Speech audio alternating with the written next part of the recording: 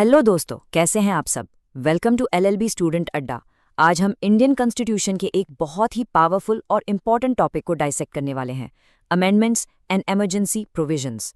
Exams के लिए ये यूनिट एब्सोल्युटली क्रिटिकल है, क्योंकि ये हमारे संविधान की रूह, उसकी आत्मा और उसकी शक्ति दोनों से डील करता है। तो चलिए पूरे फोकस के साथ शुरू करते हैं। चलिए एक छोटा सा थॉट एक्सपेरिमेंट करते हैं। क्या एक देश को चलाने वाले नियम जो उसकी बुनियाद है, वो पत्थर की लकीर होते हैं? क्या उन्हें बदला जा सकता है? और उससे भी बड़ा सवाल, क्या होता है जब उन्हीं नियमों को, उन्हीं रूल्स को टेम्परेरीली सस्पेंड कर दिया जाता है? इन्हीं दो पावरफुल आइडियाज के इर्द गिर्द, यानी अमेंडमेंट्स और इमरजेंसीज, हमारी आज की पूरी डिस्कशन घूमेगी। ये है हमारा आज का रोड मैप। सबसे पहले हम संविधान को अमेंड करने की पावर को समझेंगे, फिर पार्लियामेंट और जुडिशरी के बीच की बेसिक स्ट्रक्चर की सबसे बड़ी लड़ाई को देखेंगे, उसके बाद इमरजेंसी प्रोविजंस क्या है और उनका हमारे फंडामेंटल राइट्स पर क्या असर पड़ता है वो देखेंगे, और हाँ, आखिर में एक सुपर क्विक रिवीजन और कुछ जरूरी एग्जाम क्वेश्चंस भी सॉल्व करेंगे। Let's get started. तो सेक्शन 1, अमेंडिंग द कॉन्स्टिट्यूशन। आपने अक्सर सुना होगा कि हमारा संविधान एक लिविंग डॉक्यूमेंट है, पर इसका मतलब क्या है? इसे एक पेड़ की तरह सोचिए।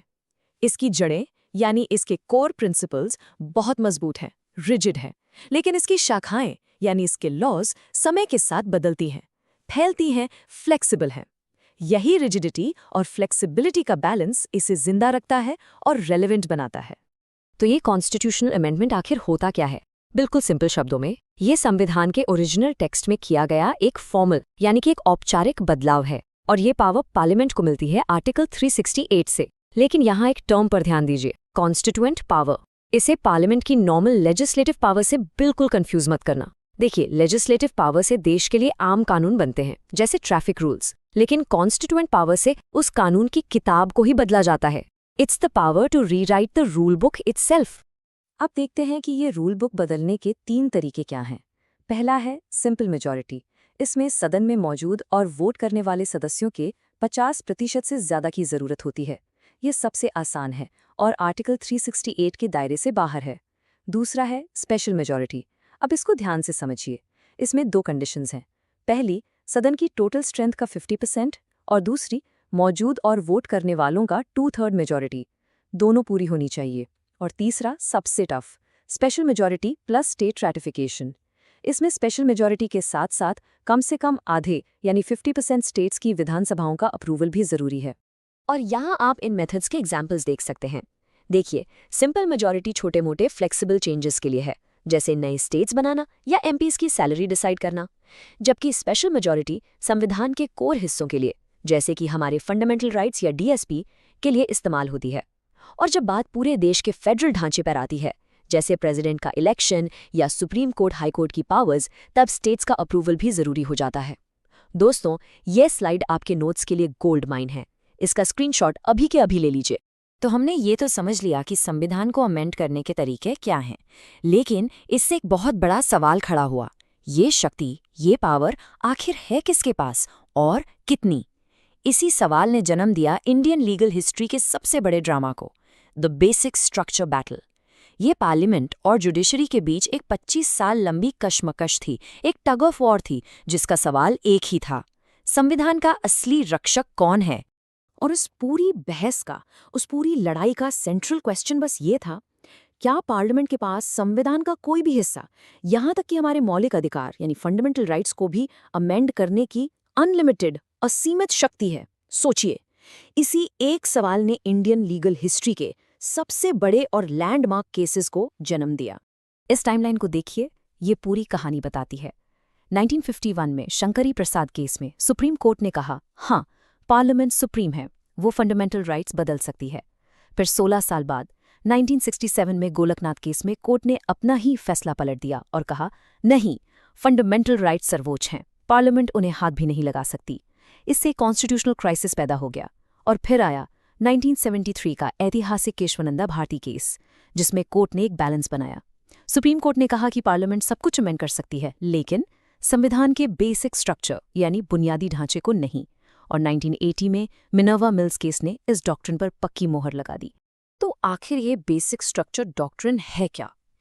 इसका सिंपल सा एसेंस ये है कि पार्लियामेंट संविधान को अमेंड कर सकती है, यानी उसमें सुधार कर सकती है, लेकिन उसे डिस्ट्रॉय यानी नष्ट नहीं कर सकती। ये सुप्रीम कोर्ट द्वारा खींची गई एक लक्ष्मण रेखा है जो कहती है कि आप संविधान के शरीर में बदलाव कर सकते हो, लेकिन उसकी आत्मा को नहीं मार सकते।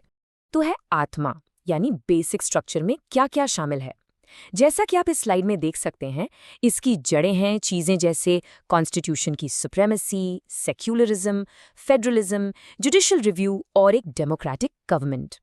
लेकिन एक बात हमेशा याद रखिएगा, ये लिस्ट फाइनल नहीं है, ये एक इलस्ट्रेटिव लिस्ट है। सुप्रीम कोर्ट समय के साथ इसमें नई चीजें जोड़ती रहती है, ये एक इवॉल्विंग कॉन्सेप्ट है।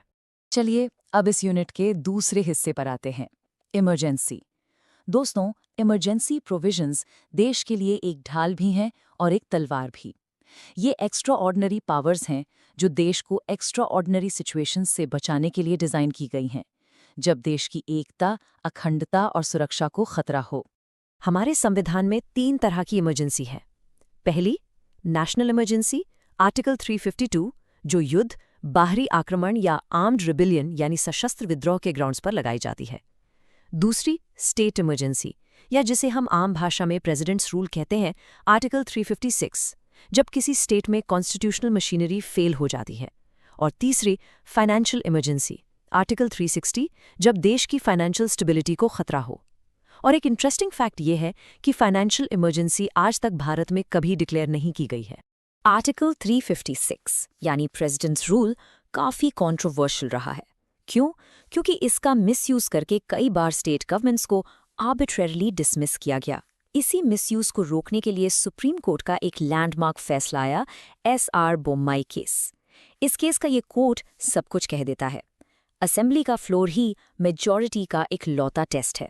इसने साफ कर दिया कि मेजॉरिटी का टेस्ट गवर्नर के ऑफिस में बंद कमरे में नहीं, बल्कि असेंबली के फ्लोर पर सबके सामने होगा। एसआर बोम्मई केस ने कुछ बहुत ज़रूरी गाइडलाइंस सेट की। पहले, प्रेसिडेंट्स रूल का जुडिशियल रिव्यू हो सकता है, यानी अदालत उसकी जांच कर सकती है। दूसरी, मेजॉरिटी सिर्फ और सिर्फ फ्लोर टेस्ट से प्रूव होगी। तीसरी, आर्टिकल 356 का गलत इस्तेमाल असंवैधानिक है। और चौथी, इस केस ने सेक्युलरिज्म को बेसिक स्ट्रक्चर का हिस्सा भी बताया। इस केस ने हमारे फेडरल सिस्टम को बचाने में बहुत बड़ा रोल निभाया है। तो इमरजेंसी में सेंटर सुपर पावरफुल हो जाता है, लेकिन इसका असली इम्पैक्ट, इसका असली असर किस पर होता है? हम पर, आप पर, मेरे पर, हमारे मौलिक अधिकारों पर। तो चलिए अब देखते हैं कि जब स्टेट की शक्ति बढ़ती है तो आपकी आज़ादी, आपके फंडामेंटल राइट्स का क्या होता है। ओके, अब इस स्लाइड पर पूरा फोकस कीजिए 100%।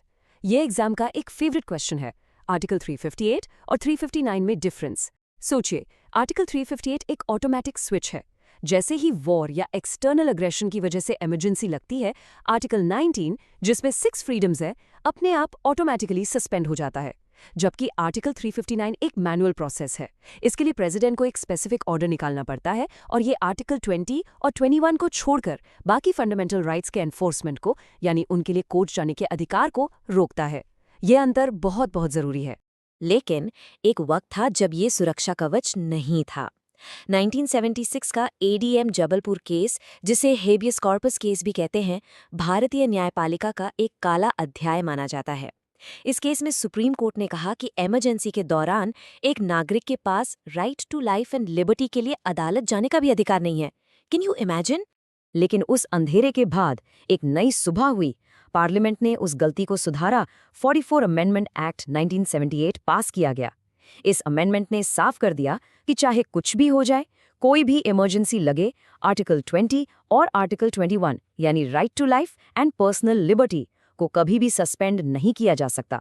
ये हमारे मौलिक अधिकारों के लिए सबसे बड़ा सुरक्षा कवच है। They are untouchable.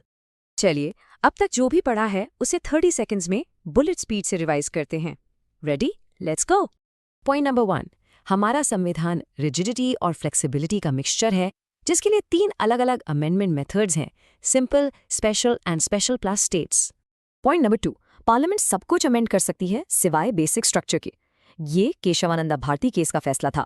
Point number 3, emergency के दौरान देश का फेडरल स्ट्रक्चर यूनिटरी स्ट्रक्चर में बदल जाता है ताकि क्राइसिस से निपटाता जा सके। और पॉइंट नंबर 4, आर्टिकल 356 पर एसआर बुम्मई केस के चेक्स हैं और आर्टिकल 20 और 21 को 44th अमेंडमेंट के बाद कभी भी सस्पेंड नहीं किया जा सकता। नेवर। रिवीजन हो गया। अब फाइनल सेगमेंट, जिसमें हम कुछ कॉमन एग्जाम क्वेश्चंस को टैकल करेंगे ताकि आपकी तैयारी एकदम पक्की हो जाए। पहला सवाल, बेसिक स्ट्रक्चर डॉक्ट्रिन क्या है? इसका जवाब आप इन पॉइंट्स में लिख सकते हैं। ये केशवानंदा भारती केस से निकला एक जुडिशियल प्रिंसिपल है। ये कहता है कि पार्लियामेंट की अमेंड करने की शक्ति असीमित यानी एब्सोल्यूट नहीं है, और ये संविधान के कोर फीचर्स जैसे फेडरलिज्म, सेक्युलरिज्म और जुडिशियल रिव्यू को नष्ट नहीं कर सकती। Simple and to the point. अगला और बहुत ही जरूरी सवाल, आर्टिकल 358 और 359 में क्या अंतर है? इसका जवाब बिल्कुल साफ है। आर्टिकल 358 ऑटोमैटिक है, सिर्फ आर्टिकल 19 को सस्पेंड करता है और सिर्फ वॉर या एक्सटर्नल अग्रेशन के केस में लागू होता है, जबकि आर्टिकल 359 के लिए प्रेसिडेंशियल ऑर्डर जरूरी है। ये आर्टिकल 20 और 21 को छोड़कर बाकी एफआरस के एनफोर्समेंट को सस्पेंड करता है और तीनों इमरजेंसी ग्राउंड्स पर लागू हो सकता है। तो इस पूरी डिस्कशन का सार क्या है? इसका कंक्लूजन क्या है? ये कि हमारा संविधान लचीला है, समय के साथ बदलता है ताकि टूटे नहीं। It must bend so it does not break. लेकिन इसकी जड़ें, इसका बेसिक स्ट्रक्चर, उसकी आत्मा वो हमेशा मजबूत रहनी चाहिए। उसकी आत्मा कभी बदलनी नहीं चाहिए। यही इस पूरे यूनिट का कोर मैसेज है। ऐसे ही इन्फॉर्मेटिव वीडियोस देखने के लिए LLB स्टूडेंट अड्डा को सब्सक्राइब करें और फॉलो करें। अगर आप कोई नया टॉपिक चाहते हैं तो नीचे कमेंट जरूर करें।